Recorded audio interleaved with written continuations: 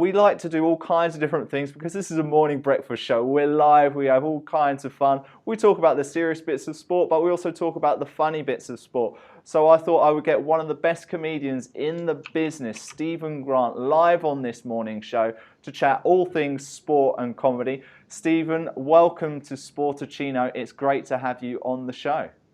Hi, Richard. So, Stephen, Brighton and Hove Albion fan, you run a podcast, but I hear that whenever you've gone this season, it's not gone too well for the Albion. I'll be honest with you. We've had, as an Albion fan, we've had some. Well, they've all been dramatic seasons. We've not really had a humdrum one. We've either been sort of challenging near the top for playoffs or even automatic, or we've been fighting against relegation. And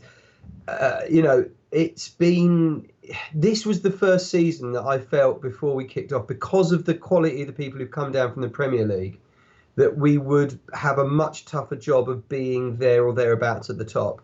So I actually thought that this season would be one where we weren't going to really be sort of challenging, but it looks like we are. And a lot of people are saying this is actually one of the best teams we've had in years. Real change for Brighton. They've not tried to they haven't accepted bids for their best players. They fought them off. It's caused a little bit more sort of squad, if you like, sort of unhappiness for people who wanted to move on. But it means we've kept the core of a strong team. However, whenever I've gone to see them, I haven't seen that. I've seen it being a bit duff, to be honest with you. But we definitely have got a quality squad this year. Yeah, I think it was crucial for us to keep Dale Stephens in the end, Stephen. Yeah, that's right. He's a great player, but it's really unheard of in the history of Brighton, certainly the last 10, 15 years, that a player would say, look, I want to go to somewhere higher up, and in this case, the Premier League. And virtually always in the past, Brighton would always basically acquiesce and let that person move. And I could see why they did that. Firstly, because of squad harmony. And secondly, because you don't want to put off players signing for the club if you think that in the future the club is going to hold back on their ambitions. If you're kind of an ambitious young player and you're looking for a team to sign for in the Championship, would you go to the one that's going to make it difficult for you to move to the Premier League if that club doesn't make it there? So it's what we call an interesting poker move here, because we've given ourselves a better squad for this year, but maybe we've made it hard for ourselves in the future. You may have heard me mention at the top of the show that one of the things we're discussing are some of the funniest things that relatives say while watching football. We'll get back to Brighton in just a moment, but I just want to read some of the comments we've got here on Twitter from Rick Waters here. He says one of many is his girlfriend said when he saw Rooney and Vardy sat together on the bench, his girlfriend said, "That's the ugliest bench I've ever seen. Do you think that if they had a love child, that his potato face and his pointy face might morph to look normal?" Wow. And then a response of, "Why don't you talk to me when you're watching football?" I hope she's not watching the show, because I don't feel I'm looking my best today. So that's frightening. That's a bit of a kicking, isn't it? I'm sure the new Mrs. Vardy totally agrees, and Colleen is almost clapping in agreement. Now, that's harsh. I remember my dad watching World Cups when I was a kid, and sitting next to him, and he doesn't really watch football. So, like, most lay football fans, he'd only ever watch World Cups. Yeah. And he couldn't understand why, in order to keep possession, they would kick the ball backwards. So he'd sit there like this, and he'd have his head in his hands. He'd just go, "Why are they kicking the ball backwards? The goal's the other way." And he would say it for 90 minutes. Oh. And I remember at the time thinking, it's a bit funny saying that. If you said that now, straight into a nursing home. Well, I was watching the game was on ITV on Tuesday night, and they just keep the same colours for the teams for the clock in the top left. So it was like a red background and then white inside. So red and white, but there's a little strip of colour just to the left of it and to the right of it. But what was weird was that England is written in white, the other one was written in red, but then the other one team was right, and he said the other way round, wasn't it, on the previous game, on the Malta game? Yeah, and that really confused my mum, because I think Slovenia weren't even playing in red or white, whatever colour they were playing. She was like, so which team is which? And I'm like, well, England are normally white or red. And you always get those kind of comments. Well, I tell you what, I was in the Middle East once watching a football on a television channel, and it was like it was from a league. I can't remember which league it was. It was like a Saudi Arabian league, and at half time they used the cameras from the other side of the pitch. So in both halves of the game, from a football viewer, they were kicking left to right, Oh, one team. that's confusing. Absolutely blew my mind. It's like a 90-minute first half or something. That'd be Yeah, so. do you know what? Whenever you watch football, televised football from other countries where it's their top league, but it's not very well followed, and definitely the case in the Middle East where it's so difficult to be outdoors because it's so hot. So even though the leagues are quite popular, everybody watches on television, and it's great because you can always see the fact that the stadium is half built, or there's like the shops around the back, and then it's like even in Britain when you've got like some grounds like Craven Cottage, where you can see that because it's in London, there are flats behind where people on the balconies can see the game, and you always see people stood there watching the game. On these ones, you've got passers-by and people just walking around who could be watching the football for free but aren't, and they just walk past. Now I sit there and think, I'm sat on television watching something that you could watch for free, and you're just walking past. What are you doing? Yeah, it's crazy. I remember they used to have those houses looking over the Goldstone ground for Brighton and Hove Albion, which people could watch for free. Let's talk a bit more about Brighton again for just a moment. They're doing a feasibility study into fans standing watching games. What are your thoughts on this? Do you prefer to sit or do you prefer to stand? How do you like to watch your football? I like, well, you know what? I like to do both, and that's the biggest problem. I like to sit for most of it because I'm a 43-year-old man and I stand up for a living, and so it's nice when I do my leisure activity that I sit down. But I like to stand up when something exciting is happening because you're just full of adrenaline and that's what you want to do. And it's a bit weird, isn't it? Because all-seater stadiums, they don't want you to stand up. But of course, in terraces, you can't ever sit down. And I've got a little boy who I want to start taking to games when he gets a little bit older, and I can't see him being able to stand up. And well, he won't be able to see because the people in front of him stood up. So I'd have to hold him. And the old idea of holding a 5-year-old for 90 minutes, it sounds like purgatory, to be honest with you. So I think it's a brilliant idea, but I think it's going to be specific stands, specific areas. But they're also saying that it won't be like terraces of old, like where everyone's sort of bundling in and just trying to squeeze them all in because of safety implications. So I can see where they're going to have allocated standing, and you're not going to have quite the same atmosphere as you did when you were trying to cram in as many as possible, which of course would never happen again because of the safety implications. So I think it's a good idea, but I think these people have got this romanticised idea that it's going to be like the terraces of old are in for a bit of a shock. Yeah, I wonder if it'll be like a drawn section on the floor, like a little box or something, and it's got your number, like row X, standing position 5. Well, I mean that's the thing, because of course people would ignore that. So I'm wondering if they're going to sort of slightly enforce it by having effectively curbstones, sort of like little ridges in between each bit where you stand, to make it difficult for people to stand other than where you're supposed to.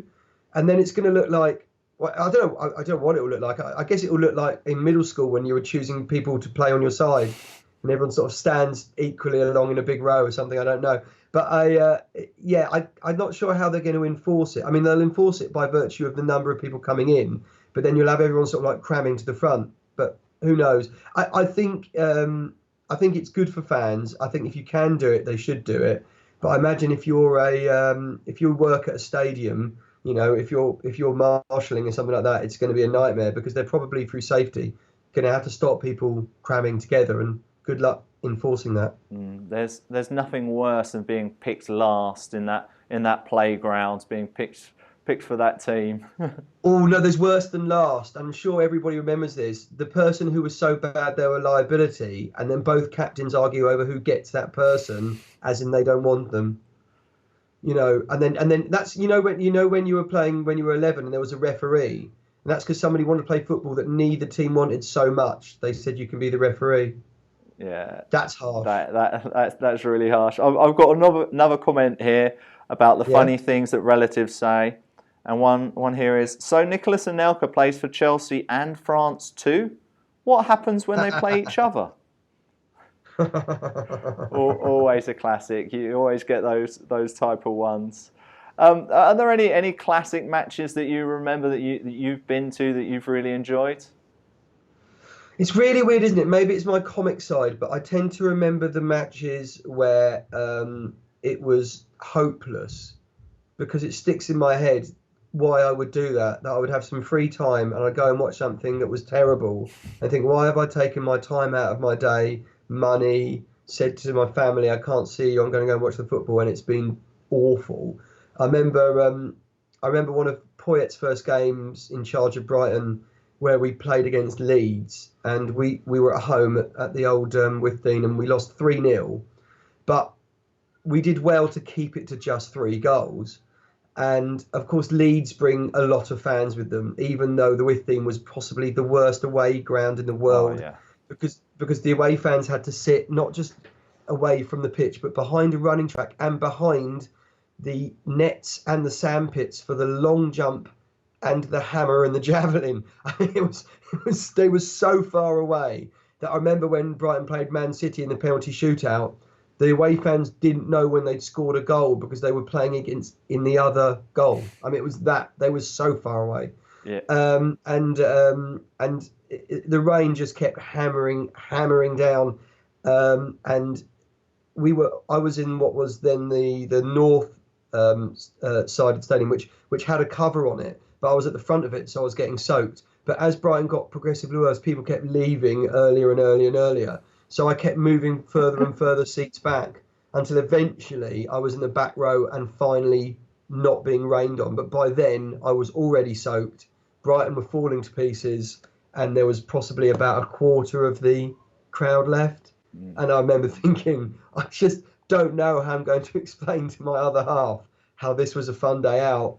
Because she was going, why do you go? You don't enjoy it. I'm going, no, it's brilliant. It's brilliant. It's the camaraderie. And just thinking there was nothing enjoyable about the entire day. But I still went back, so obviously it was fun. Yeah, I took my girlfriend to her first football match the other day at Brighton, and they won 2-0. And it was one of those things where when you love football so much, you want the experience to be so good because you've sold it going, oh, it's great, it's an amazing stadium, but they're playing really well. And then you're really hoping that they actually do well and it's actually an enjoyable experience. And, you know, very often it just comes down to whether they win or lose. I know. Well, yes, and that's the thing. I remember when we were, I think it was Brighton were playing Walsall, something like that. I can't remember. I think it might have been Walsall. And the other team were down to 9 men, not 10, 9. And we lost 1-0. Oh. And we were playing against 9 men for the majority of the game, and we couldn't score against them. And I remember looking around. After a while, you stop watching the football, even though you're at the football, and you start looking at other people in the crowd. Yeah. And about half the people were looking through their fingers. It was just that. It was just like, this is, you know, it was as if the opposing team went, look, we can't make it any easier for you. Why can't you score? And it was, miserable. But yeah, I mean, the playoff final at Cardiff, I remember that great. I remember as much the special train they laid on that went from Hove all the way to Cardiff. It's sort of like a seaside special train. Because that was part of the camaraderie of being on a train entirely full of Albion fans there and back when you've won the playoff final. That was an incredible day. Yeah, 2004 when they won the playoff finals. I was studying for my final exams at university. I had one more exam to go, and I'd got a relative to buy me the tickets. And when I turned up at the gate, they said, the stub of the ticket's not there. You might not be allowed in. And I'm thinking, I've travelled up from Southampton. I might not even get to see the game. I might not pass my exams. What am I doing here? And fortunately, they took pity on me, and they let me in, and Albion won. And so, yeah, again, one of those really memorable days. We've nearly run out of time, Stephen, but one of our top stories today is obviously Tyson Fury giving up his world title belts in boxing and the WBA, WBO. You know, he made all those comments after he won the title, and then people were like, you shouldn't be involved in BBC Sports Personality of the Year. Now he's admitted to using cocaine. It's just the story and the tale just continues. What's been your thoughts on everything which has been going on with him? Well, I mean, it's a tricky one, isn't it? Because he's clearly a troubled bloke. But there is an element of boxing that requires, well, not say requires, but attracts outsiders of norms, outsiders of society. And the good thing about boxing, and I say this as someone who has to argue this with their friends all the time, is it gives people who want to have an outlet for those drives a sort of actually quite a comparatively safe and healthy environment in which to do it. You might be thinking, what the hell's safe and healthy about being punched by somebody else? But think about what the alternatives are for people who don't feel like they're part of society in that respect. So I actually feel quite sorry for the guy, but at the same time, you know, if you've got a footballer or an athlete, it's not difficult for them to have media training because that's different to their trade. You know, it's outside of their sporting world. But in the world of boxing, you kind of almost need to have a little bit of outsider. I'll do this all on my own. I'm going to be my own man status because you're fighting on your own.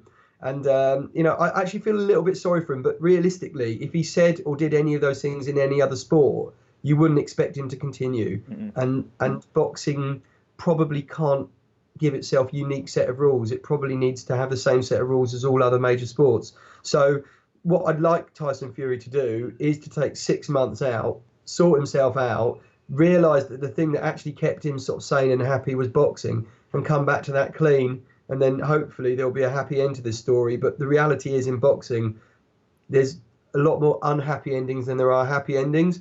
And I've got a sneaky feeling Tyson's is going to be one of those. Yeah, well, hopefully it will be a happy ending. His fight against Klitschko was a real sporting highlight of mine last year. I thought it was absolutely fantastic the way he won in Germany, which very few people can do, beating Klitschko. And then we've got the Joshua fight potentially coming up.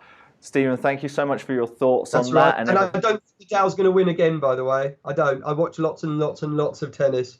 And he can, with Djokovic in the form he's in, bearing in mind Djokovic is about a year younger as well.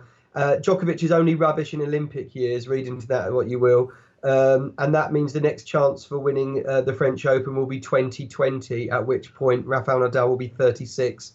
And I don't think he'll have wrists or knuckles or ankles that will allow him to do it. So that's it as far as I'm concerned. Oh, that's it. Well, I've actually got a question here on the Facebook page to do with tennis. Did you see the behaviour of Nick Kyrgios yesterday? I hadn't seen him yesterday, but I watch him loads. I think he's brilliant for the sport. Absolutely amazing. More Nick Kyrgios is, as far as I'm concerned. The fact that Murray, who's quite a judicious judge of character, likes the guy is a really ringing endorsement for me. I think he's great. What did he do? Well, he pretty much gave up the match by doing the... You know when you're no good at doing serves and you just toss the ball up and you just kind of pancake it forward? He started doing that. Yeah, I've seen Nick Kyrgios do that before, actually. When he was up against one of the French players, I think it might have been Tsonga, and he was trying to return to his serves, just looking sideways, not looking on, and just basically doing that, just basically thwacking the ball downwards and missing it, and the crowd were booing, and then he just said, "Well, why don't you come down here and see how you cope with one of his serves?" But yeah, no, he gets into his little head tunnels. But people hate it. The problem with it in tennis is you've got to be seen to be trying now because of all of the betting scandals. So with Kyrgios, he's in real trouble of actually getting banned from the game because it's now part of the rules. Yeah, well, Stephen, we've run out of time. Just before we go, maybe give us a bit of information how we can continue to follow what you're up to and any of the performances you've got coming up and where else we can, continue to learn from you. www.stephengrant.com, Stephen spelt with a PH, and then you can follow us on Twitter at Stephen C. Grant. Just search for Stephen Grant and you should find it. And it'd be great to see some new followers on there and come along to my shows. Brilliant. Stephen, thank you so much for your time this morning. Stephen Grant, comedian and Brighton and Hove Albion fan. Thank you so much. That's right.